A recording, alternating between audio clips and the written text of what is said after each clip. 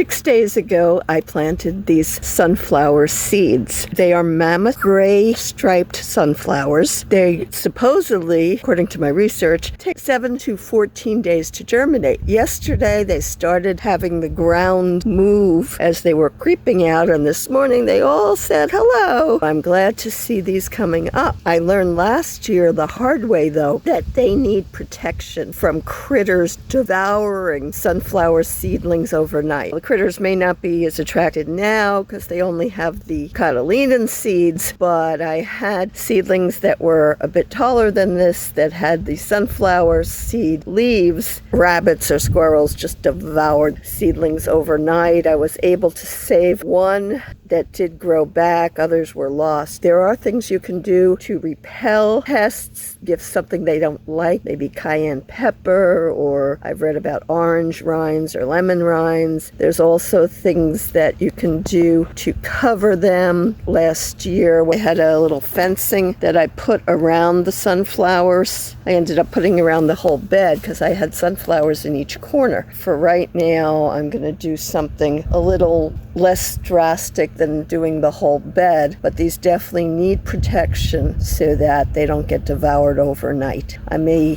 repot them and keep them indoors for a while, or maybe even on my barbecue right by the door, so that the critters don't have as good access to them while they grow bigger. Another idea, I don't have row covers handy or cloches, but I could easily make something maybe out of bamboo and tulle so that I can protect them as they grow.